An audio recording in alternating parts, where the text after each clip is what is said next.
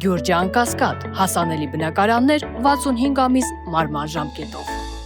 Ազգային ժողովի մեծարգո նախագահ, հարգելի պատգամավորներ, կառավարությունը օրենսդրական սույն նախագծով առաջարկում է մի քանի լրացումներ կատարել տեսալսողական մեդիայի մասին օրենքում, որի հիմնական էությունը կայանում է նրանում, որ մենք հետայսու օրենքի ընդունումից հետո ակնկալելու ենք, որ տեսալսողական մեդիա ծառայություն մատուցող հեռարձակողները արհեստական բանականությամբ գեներացված կամ այլ թվային տեխնոլոգիական լուծումներով գեներացված հեռուստաբովանդակությունը կամ սինթետիկ բովանդակությունը հեռարձակելիս պարտադիր կերպով օրենքի իմպերատիվ պարտադրանքով մագնշեն կամ, ինչպես ասում են, արվի համապատասխան լեյբլինգը,